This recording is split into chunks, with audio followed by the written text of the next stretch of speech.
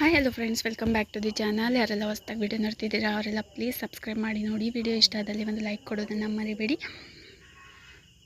Friends. ಫ್ಯಾಮಿಲಿಗೆಲ್ಲ share ಮಾಡಿ ವಿಡಿಯೋನ. So ಇದು ಹೊಸ ವರ್ಷಕ್ಕೆ ಸ್ಪೋರ್ಟ್ಸ್ ಇಟ್ಟಿದ್ರು. ನಮ್ಮ ಗೊಂಬೆ ಮನೆ ಊರಲ್ಲಿ ಗೊಂಬೆ ಆಟದ ಮನೆ ಇದೆ.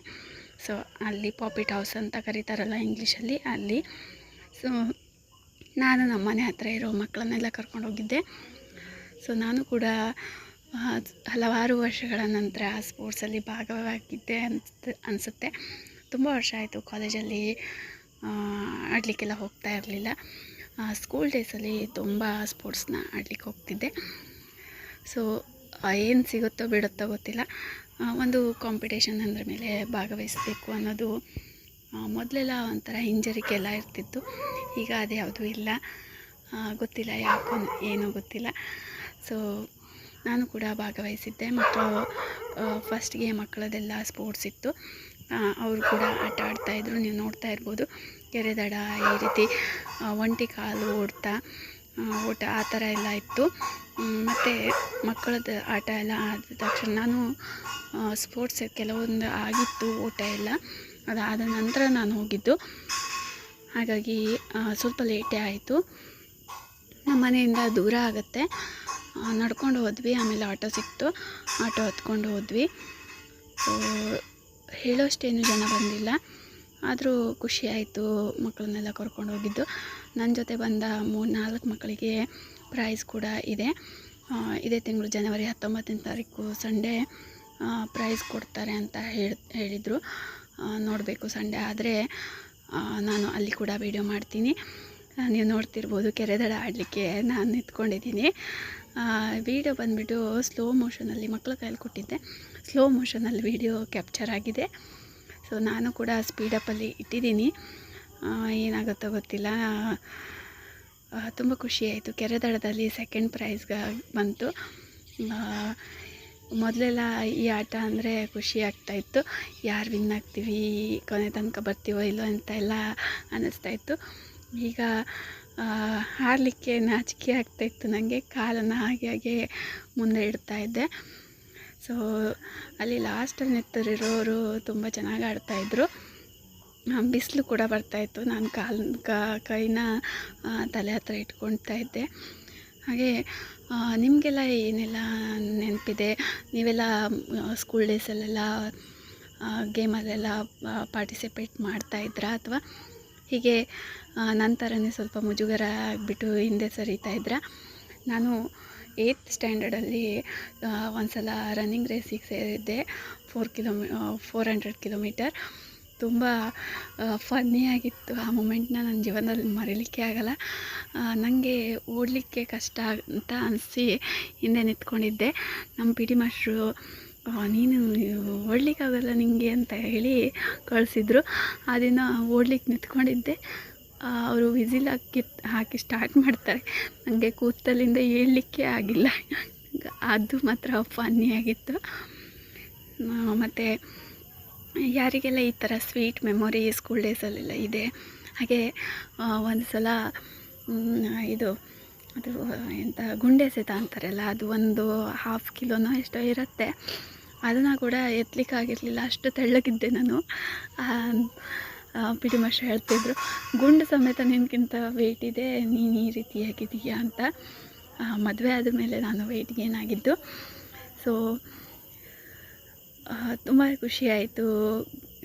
ಗೇಮ್ ಕೂಡ ಚೆನ್ನಾಗಾಯಿತು, ಕಾಮಿಡಿ. ತುಂಬ ಜನ ಮನೇಲೇ ಇರ್ತೀವಿ, ಹೊರಗಡೆ ಹೋಗೋದು ಅಪರೂಪ. ಹೀಗೆ ಅಪರೂಪಕ್ಕೆ ಸಿಕ್ಕಿದಾಗೆಲ್ಲ ಪಾರ್ಟಿಸಿಪೇಟ್ ಮಾಡಬೇಕು. ಹಾಗೆ ಹೋಗೋದಲ್ಲ ಅಂತ ಅಂದ್ಕೊಂಡಿದ್ದೆ, ನನಗೆ ಗೊತ್ತಿರಲಿಲ್ಲ ಅಲ್ಲಿ ಗೇಮ್ ಎಲ್ಲ ಇದೆ ಅಂತ. ಮಕ್ಕಳು ಹೀಗೆ ಹೇಳಿದರು, ಸ್ಪೋರ್ಟ್ಸ್ ಇದೆ ಇವತ್ತು ಗೊಂಬೆ ಮನೇಲಿ, ಹೋಗುವ ಅಕ್ಕ ಅಂತ. ನಾನು ಒಂದು ಗುಂಡು ಹಾಕಿದೆ, ಹೋಗುವ ಮಕ್ಕಳು ಬನ್ನಿ ಅಂತ. ಅವರೆಲ್ಲ ರೆಡಿಯಾಗಿಬಿಟ್ಟು ಬಂದರು. ನನಗೆ ಮಕ್ಕಳನ್ನ ಬೇಡ ಅನ್ಲಿಕ್ಕೆ ಮನಸ್ಸಾಗಿಲ್ಲ. ಸೊ ನಾನು ಕೂಡ ರೆಡಿಯಾಗಿ ಬಂದೆ, ಒಂಥರ ಖುಷಿಯಾಯಿತು. ಹಾಗೆ ನೆಕ್ಸ್ಟ್ ಸಂಗೀತ ಕುರ್ಚಿ ಕೂಡ ಇತ್ತು, ಅದರಲ್ಲೂ ಕೂಡ ಚೆನ್ನಾಗಾಯಿತು. ಮಕ್ಕಳಿಗೆ ಖುಷಿಯಾಯಿತು. ಮಕ್ಕಳು ತುಂಬ ಜನ ಏನಿರಲಿಲ್ಲ. ಸೊ ನೀವು ನೋಡ್ತಾ ಇರ್ಬೋದು, ನನ್ನ ಪಕ್ಕದಲ್ಲಿರೋರು ತುಂಬ ಚೆನ್ನಾಗಿ ಆಡ್ತಾಯಿದ್ರು. ನನಗೆ ನಾಚಿಕೆ ಆಗಿಬಿಟ್ಟು ನಾನು ಹಗುರ ಕಾಲಾಗ್ತಾಯಿದ್ದೆ. ಸೊ ಮಧ್ಯಾಹ್ನ 2 ಗಂಟೆಗೆ ಸ್ಟಾರ್ಟ್ ಆಗಿತ್ತು. ನಾನು ಹೋಗಿದ್ದು 3 ಗಂಟೆ ಮೇಲಾಗಿತ್ತು, 3 ಕಾಲಾಗಿತ್ತು. ಸೊ ಏನು ಮಾಡಲಿಕ್ಕಿಲ್ಲ. ಕೆಲವೊಂದು ಓಟ ಅದೆಲ್ಲ ವಿನ್ ಆಗಿದ್ದರು ಮಕ್ಕಳು ಕೆಲವರು. ಆದರೆ ನಮ್ಮ ಮಕ್ಕಳಿಗೆ ನಾನು ಕರ್ಕೊಂಡೋಗಿರೋ ಮಕ್ಕಳಿಗೆ ಸ್ಪೋರ್ಟ್ಸ್ ಸಿಕ್ಕಿಲ್ಲ. ಅದು ಬಿಟ್ಟರೆ ಕೆಲವು 4 ಜನ ಅನಿಸುತ್ತೆ ಪ್ರೈಸ್ ವಿನ್ ಆದರು, ಫಸ್ಟ್ ಸೆಕೆಂಡ್ ಎಲ್ಲ. ಸೊ ಖುಷಿ ಆಯಿತು. ಹಾಗೆ ಇನ್ನೂ ದೇವಸ್ಥಾನದ ಹತ್ರ ಎಲ್ಲ ಸ್ಪೋರ್ಟ್ಸ್ ಎಲ್ಲ ಇರುತ್ತೆ. ಸಾಧ್ಯ ಆದರೆ ನನ್ನ ಹತ್ರ ಸಾಧ್ಯ ಆದರೆ ನಾನು ಹೋಗ್ತೀನಿ.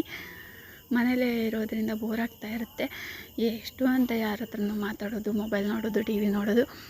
ಒಂದು 10 ಜನದ ಜೊತೆ ಸೇರಿದರೆ ನಮ್ಮ ಮುಖಗಳ ಪರಿಚಯನೂ ಆಗುತ್ತೆ, ನಮ್ಮ ಮನಸ್ಸು ಕೂಡ ಕ್ಲಿಯರ್ ಆಗುತ್ತೆ ಅನ್ನೋ ಕಾರಣಕ್ಕೆ ಮನೆಯಿಂದ ಹೊರಗೆ ಹೋಗಲಿಕ್ಕೆ ಇಷ್ಟಪಡ್ತೀನಿ.